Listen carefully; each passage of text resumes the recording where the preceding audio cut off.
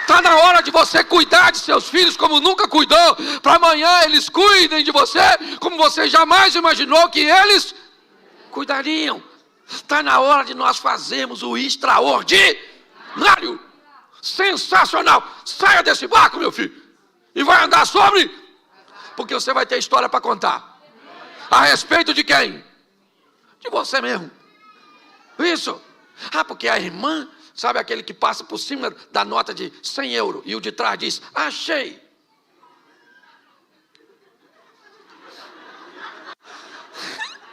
Era eu que tinha que achar.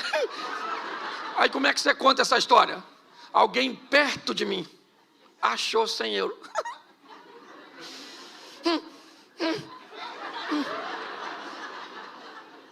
Hoje eu vejo muita gente, certo? Que na hora de contar suas histórias diz que elas aconteceram onde? Pertinho dele. É o marido da outra que mudou. É o filho da outra que... É o ministério do outro. É o outro que viu. É o outro que sentiu. Para com isso.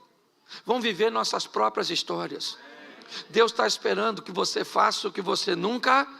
É isso que eu quero usar. Ousadia. Pedro saiu do barco? Qual discípulo foi atrás dele? Qual discípulo foi atrás dele? Pois é. E quem estava no barco provavelmente estava torcendo para acontecer o que com Pedro? Porque quem não sai do barco detesta ver gente que sai. Eu imagino, Tiago e João eram sócios de Pedro no barco. O que eles devem ter pensado quando Pedro saiu? Deixa aí. Se morrer, a sociedade melhora na porcentagem. Sim. Posso falar uma coisa para você, marido? Faça o que você nunca fez para essa mulher. Você gostaria de ter uma esposa como princesa? A pergunta é muito simples. Você é capaz de se transformar num príncipe?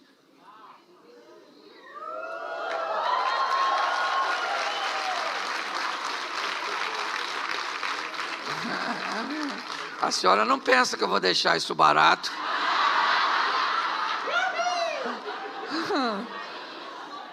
A senhora não pensa. A senhora gostaria que seu marido fosse um príncipe? Pois é, para viver com quem? Com a senhora?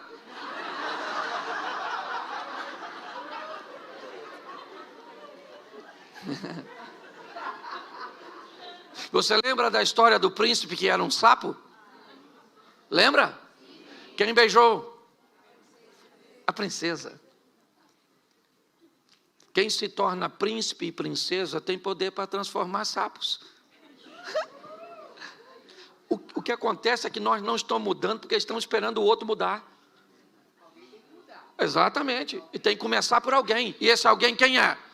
Sou eu. É isso aí, eu. Ninguém falou, só eu e a dona aqui.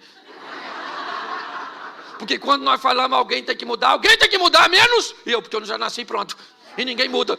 Um dia, eu estou vendo minha esposa me tratar com um nível, sabe? Mas pensa assim, aquela coisa extraordinária, exponencial.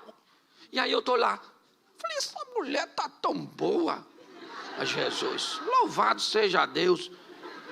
E fui conversar com ela. Falei com ela, filha, deixa eu falar uma coisa para você, você sempre foi uma mulher legal. Mas olha, esses últimos tempos você está assim, além, fora do comum, extraordinária. O que foi? Ela começou a chorar. Aí eu falei, o que foi, filho? Aí ele falou, não, Cláudio, é que eu estou achando que você vai morrer. Eu falei, vó, não, querida, não vou morrer não. Aí eu perguntei a ela, por que é que você está achando que eu vou morrer? Ela falou, Cláudio, nos últimos meses, você melhorou demais o tratamento comigo. Ou seja, eu estava recebendo nada mais, nada menos, o reflexo daquilo que eu estava fazendo. Entendeu? Leve seu relacionamento para o próximo nível. Vai lá, dê um abraço no seu filho, não interessa a idade do seu filho. Abrace, diga para ele: meu filhinho, minha filhinha, eu te amo. Ela vai falar o quê? Vai morrer.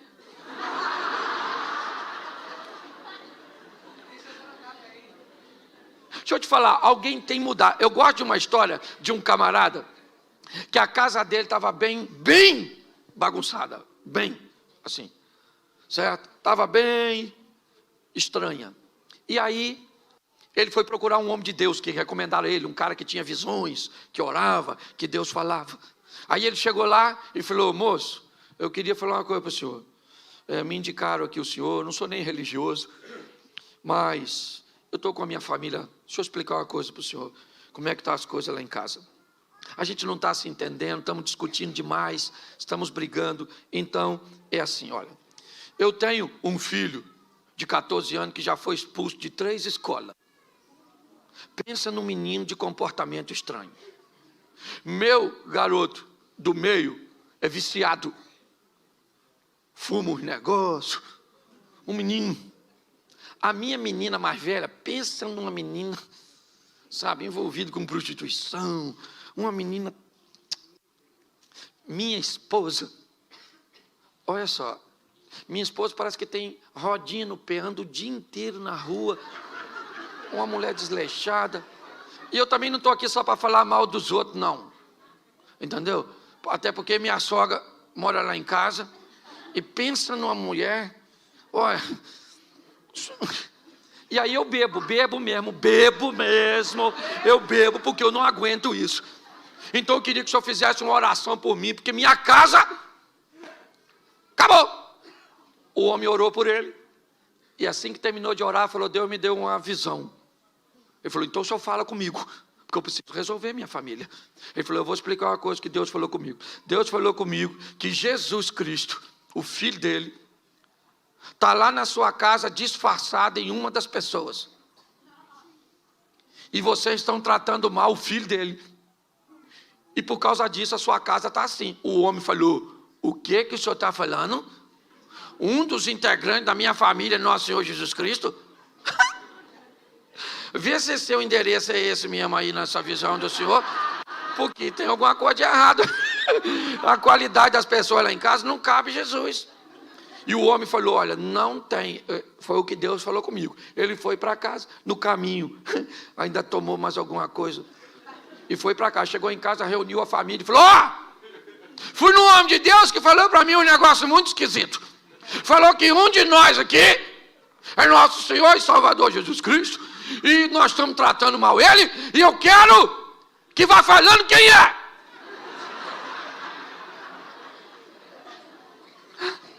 Aí não achava ninguém. O garoto dele mais novo falou: gente, pensa bem, se não foi papai que foi com essa notícia, quem sabe não é ele?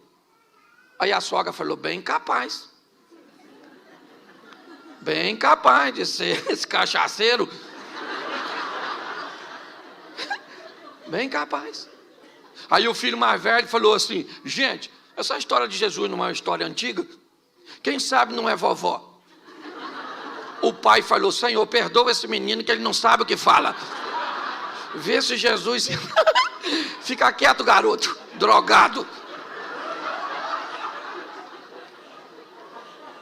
Começou aquela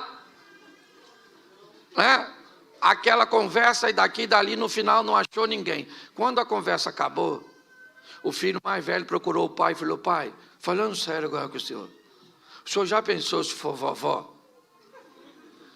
E o homem falou assim: eu pensei, meu filho, depois que você falou, porque o pouco que eu conheço de Deus, já ouvi falar que ele faz umas coisas muito estranhas para confundir outras.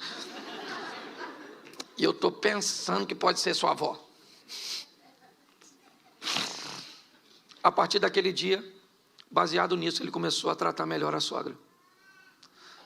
A mulher dele, que viu que agora ele tratava melhor a mãe dela, começou a tratar melhor ele também. A sogra, que viu que estava recebendo carinho de uma fonte onde só recebia agressividade, começou a gostar do genro.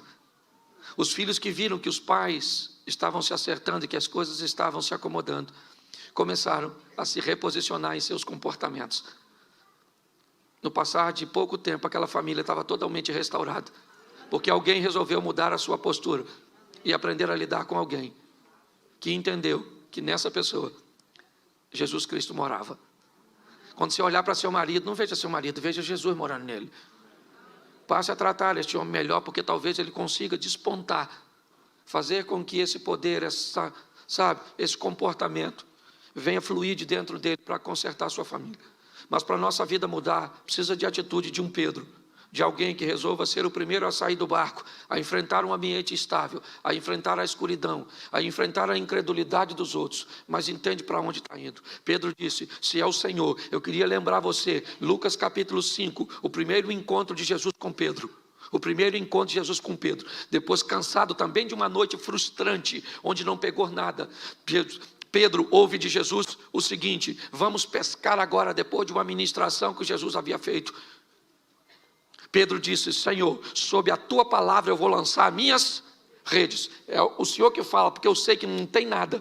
Eu sou pescador, eu entendo. Acabei de vir de uma noite que não peguei nada. Só cheguei aqui com minhas redes sujas. Acabei de lavar e o Senhor manda lançar de novo. Então diga onde eu devo jogá-la. É esse mesmo Pedro que, sabendo disso na primeira experiência, disse lá no final, se o Senhor falar, se o Senhor mandar, eu vou andar sobre as águas. Pois é, Cristo me mandou nessa manhã aqui dizer para você que você está autorizado a andar sobre as águas para viver os milagres que Ele tem para a sua casa, para a sua família. Amém? Mas Ele precisa, sendo o mesmo, que você não seja mais o mesmo. Entende? Ele continua o mesmo e nós temos que mudar para levar nossa vida para um outro estágio, para uma outra dimensão. Posso ouvir um amém? Eu quero usar um outro texto. Abra sua Bíblia aí, 1 Samuel, lá no Velho Testamento. 1 Samuel, capítulo 16. Eu acho que é isso.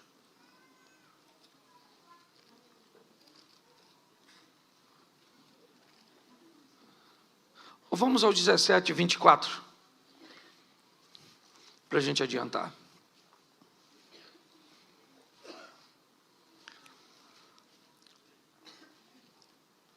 Repita comigo 24. Todos os israelitas, vendo aquele homem, fugiam de diante dele com muito medo. E diziam uns aos outros, vocês viram aquele homem? Ele veio para afrontar Israel.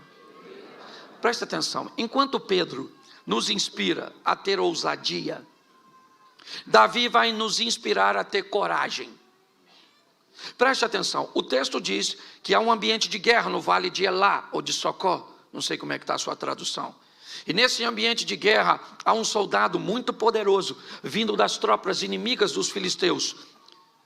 Certo? E a proposta dele não é que haja guerra entre as duas nações, mas que haja um duelo, onde um soldado de Israel vai aceitar o convite para duelar contra esse soldado filisteu, Golias, um gigante, e não gigante simplesmente pelo tamanho, mas pela estrutura de indumentária de batalha que ele carregava sobre si. Só olhar para um homem, certo, de uma nação inimiga, vindo com aquela couraça, com aquele escudo, com aquele capacete, aquele homem na verdade era a representação de um tanque de guerra. Por isso que todos olhavam para eles e sentiam medo. Uns conversavam com os outros, viu o gigante? Rapaz, o cara é grande, matador desde garotinho, ninguém pode lutar com ele. Estavam certo ou errado? Claro que estava certo, olhou para o cara é grande, quase matou a mãe dele quando nasceu. O cara extraordinário era o Golias. Olha só, e agora quem é que chega no vale de Socó, puxando um jumentinho? Davi estacionou o jumento. Eu acho isso maravilhoso. O texto diz que uns diziam para os outros, viram aquele homem que subiu para afrontar, uns diziam para, Só que Davi não estava lá. Então Davi não ouviu ninguém falar com ele, porque ele acabou de chegar. Entendeu? Uns falavam para o outro. Uns viram, está difícil. O cara é grande. Nossa, grandão. Olha, a espada, o escudo, a lança. Nossa, que medo. Davi está escutando isso? Davi está matando o leão, matando o urso. O menino está arrebentando. Olha só. Então ele chega limpinho, porque é isso, eu queria limpar a sua mente hoje. Eu queria limpar a sua mente dessas palavras negativas. O ambiente é muito difícil. A situação é muito desafiadora. Meu Deus, vida, céu. Não, querido. É olhar para o gigante e dizer: Senhor, é grande mesmo. Dependendo da religião, benza a Deus. Isso é legal. Olhar para a situação, né? Que ela tem tudo para te amedrontar, para te acovar. Davi acabou de chegar. Quando ele chegou, o que aconteceu? O Golias saiu e falou: tem algum homem aí? Ninguém falou nada. Davi acabou de chegar, não sabe de nada. Falou: O irmão dele mais velho falou: cala essa sua boca. Cala essa sua boca. Isso aqui não é ambiente seu. Cadê aquelas ovelhinhas que você deixou com quem? Seu pretencioso. Vim aqui, eu sou seu irmão mais velho. Você briga com um cara, eu tenho que te defender. Davi falou: calma, que é isso? O que vão dar para quem matar o gigante? Davi, é corajoso, mas não é bobo. Ele quer saber prêmio. Alguém falou: escuta só, quem matar o cara lá, um negoção, casa com a filha do rei, fica rico e não paga imposto. Davi olhou e falou: vocês não estão sério? Casa com a filha do rei, fica rico e não paga. Ninguém mata esse gigante, porque esse gigante, na verdade, é a oportunidade de eu mudar de vida. Então, se eu matar, eu fico rico. Caramba. Viro príncipe porque caso com a filha do rei e sai dessa carga tributária. Esse cara não é problema, esse cara é a solução. Você consegue já ir pegando? O problema que você está enfrentando não é problema, ele é a possibilidade que Deus criou para você vencer e se promover. Para ir para a próxima vida. É o próximo estilo de vida. Davi falou: eu mato ele. Alguém falou: sua juventude, esse não mede consequência não. Isso é droga, pode ver onde é que está aí. Dá uma geral nos bolsos dele, que isso está louco. Um garoto querendo falar que vai enfrentar esse menino. Olha só, eu queria que você entendesse, você está em meio a uma adversidade? Tá, é isso o seu problema? Você pode tomar posse da palavra de Deus ou arrumar uma chupetinha. Um pirulitozinho, chorar. Não vai adiantar nada, o problema fica lá do mesmo jeito. Lembra quando o capitão do navio de Jonas, onde Jonas estava, ele descobriu que Jonas estava lá? Ele descobriu que a tempestade estava vindo por causa de... O Jonas pulou do barco? O que o capitão fez? Jogou ele. Você está esperando o seu problema ir embora sozinho? Vai não, menino. Pensa em problema, um troço teimoso. Ele não quer sair da sua vida, não. Isso aí é coisa de Zeca Pagodinho. Deixa a vida me levar. Não. Nós temos que tomar desse que levem as coisas ruins. Eu olho para Davi, alguém falou: leve esse menino para Saul, para ver se Saul autoriza esse massacre. Davi chegou lá, Saul falou: o que foi? Davi falou: é que eu vi um gigante lá grandão, e falou que quer um homem para matar ele, duelo. Então, meu filho, sim. Saul deve ter falado: garoto, Eu já estou com tanto problema, meu filho. E é você que toca para me dormir. Ai, meu Deus. Mas vai lá, pelo menos. Nós vamos ter um menino para desafiar um gigante. Lá foi Davi enfrentar o gigante. Uma tiradeira, 5 pedras. Eu acho extraordinário. Por que ele leva 5? Porque isso dá a ele o direito de errar, gente. Você tem que ter uma reserva na sua sacola de fé. Ah, vai dar tudo certo. E se não der? Você tem que ter o plano B. Plano B não é falta de fé. É só plano B. Se o A não deu, vamos no B. Outra pedra e outra pedra. Tem gente que vai dar tudo certo. E se não der? Se não der, morremos. Já era, já foi. Você já viu todo herói? Lembra do Rambo? Ele tinha uma metralhadora, sim ou não? Mas aqui, na cinta, ele tinha uma. Porque quando acabava as balas,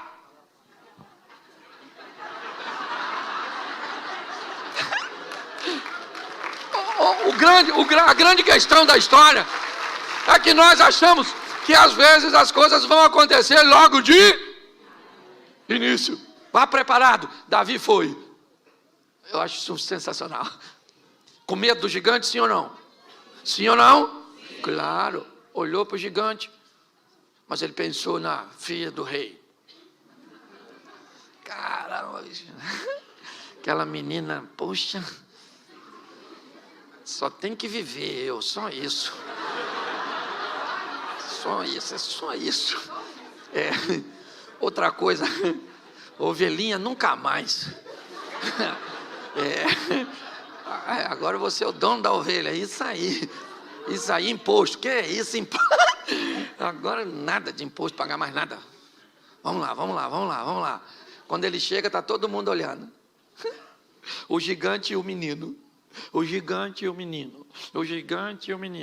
Perguntinha simples. Os irmãos de Davi achavam que ele ia ganhar? Não. O exército de Israel achava que ele ia ganhar? Não. Saul achava que ele ia ganhar? Não. Golias achava que Davi ia ganhar? E os filisteus? Ninguém. Só Deus olhando lá de cima. Eu não sei nem se Deus estava concordando muito com isso. Porque segundo alguns historiadores, Davi sabia que foi ungido por Samuel para ser e não para matar gigante. Então eu imagino Deus olhando. Vai encarar o gigante. Nem autorizei. Porque Davi não perguntou a Deus em oração se era para matar o gigante. Ele falou que ia quando ele viu os prêmios. Só que o extraordinário é o que Davi diz. Quando ele vai enfrentar o gigante, ele diz assim, ó: você vem a mim com espada, escudo, lança e outras indumentárias mais, mas eu vou contra você, em nome. Pensa Deus escutando isso, ainda que já soubesse. Vamos imaginar aqui uma figura ilustrativa, o anjo falando com Deus: Senhor, o senhor viu em nome de quem ele vai?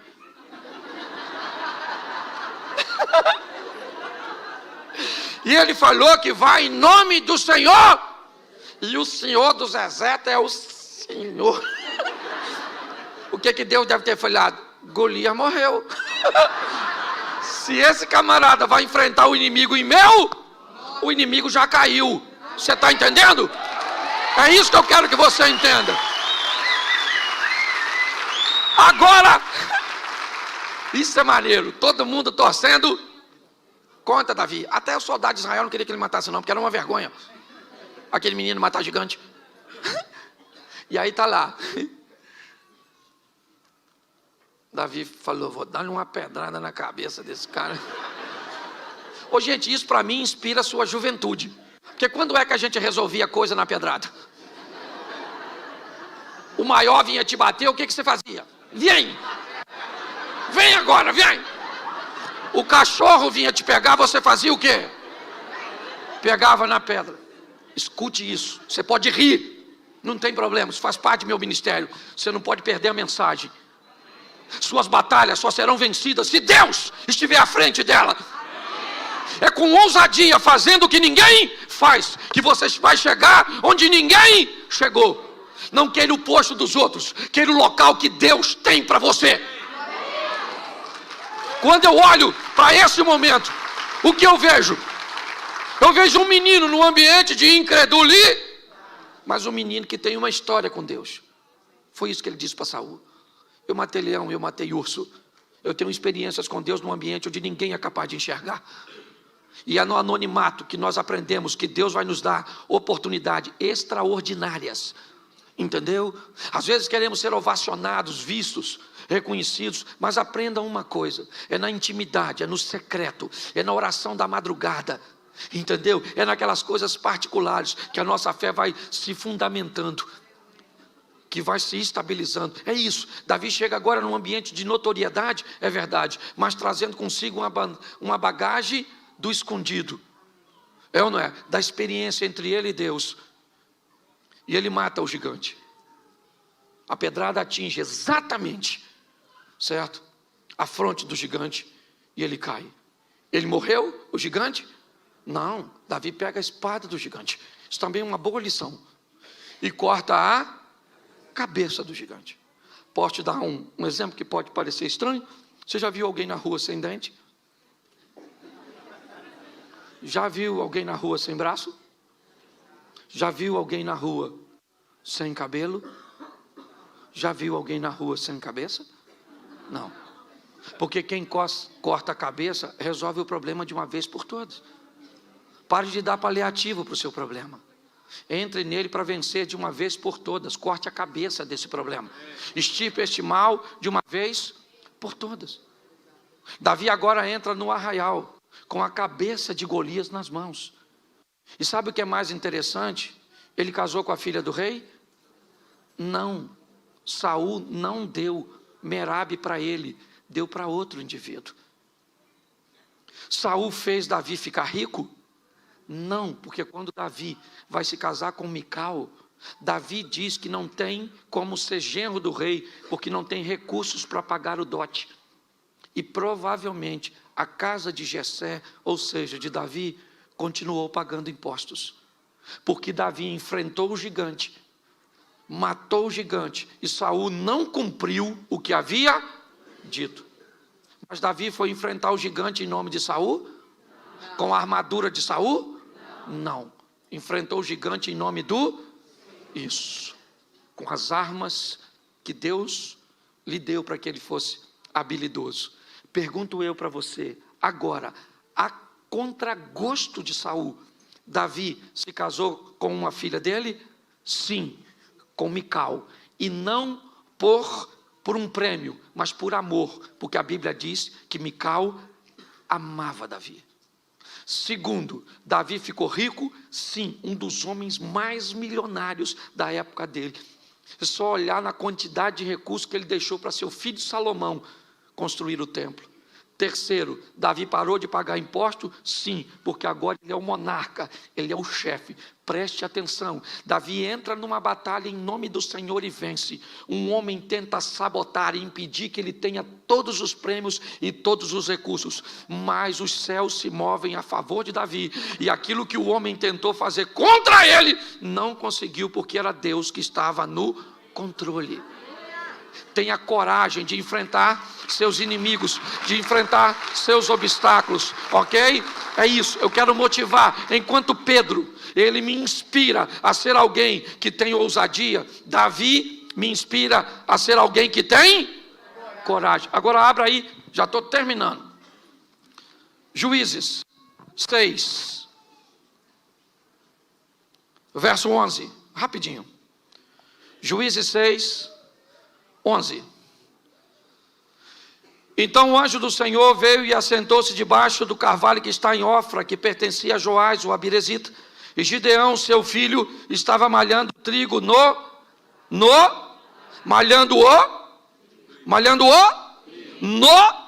Olhe para mim agora, porque eu preciso terminar com você aqui. Primeiro, você sabe o que é um lagar? Sim, um tanque para beneficiamento de uvas, onde as uvas eram pisadas. Certo? Você sabe que para se malhar um trigo precisava de ter uma eira, um campo aberto, mais ou menos como um local de secar café, onde jogava o trigo, passava algo em cima e depois se recolhia. O texto diz que Gideão está malhando o trigo. Num lagar não era um ambiente adequado para se malhar o trigo. Porém, ele não pode fazer isso em campo aberto, porque há um problema com os midianitas. Pergunto eu para você, para Davi malhar o trigo, ele precisava de uma eira, sim ou não? Para Gideão malhar o trigo, ele precisava de uma eira, sim ou não? Sim ou não? Mas ele tinha? Não. Ele precisava? Mas ele tinha? Não. O que ele tinha era o lagar era apertado, era inapropriado, era desconfortável, mas era o que ele? Sabe o que isso representa? Que Gideão precisava de algo que fosse o seu ideal, mas na verdade o que ele tinha no momento era a sua realidade. Eu preciso encarar a minha realidade para alcançar meu ideal. Se eu não tiver forças, se eu não tiver ousadia para encarar a minha realidade, eu nunca vou para o meu ideal. Qual é a minha realidade financeira hoje? Qual é a minha realidade de saúde hoje? Qual é a minha realidade espiritual hoje? Qual é a minha realidade? O que eu estou enfrentando hoje? Isso é minha realidade. Quando eu olho para este homem, eu olho alguém que é capaz de enfrentar a sua realidade para alcançar o seu ideal. Hoje, pessoas, mediante as suas realidades, elas se embotam, elas se comportam de forma ruim. Já que eu não tenho, querido, vou falar uma coisa para você. O primeiro carro que eu tive na minha vida foi uma Brasíliazinha velha. Ela esquentava bobina. Eu tinha que andar com 1 litro d'água e com um pano molhado, porque aí eu amarrava o pano molhado na bobina e ela andava. Depois troquei por um Voyage. Não sei se eu estou falando dos carros aqui, talvez você não lembre, mas era um carro melhorzinho, um pouquinho. Mas eu comprei ele de noite quando estava chovendo. O cara me enganou. E aí eu troquei por outro carro que se apaixonou por reboque. Uma vez ele parou, eu indo do Rio para São Paulo, e eu mandei rebocar, levar para uma oficina, e quando ele desceu do reboque, que o mecânico ligou, ele pegou. E aí o mecânico olhou para mim e falou: mas o que ele tem, senhor? Eu falei: vontade de andar de reboque. Eu só quero que você entenda que às vezes vai fazer parte, você vai ter momentos e coisas na sua vida que não são seus mas são suas, e você precisa trabalhar a sua realidade para alcançar seu ideal.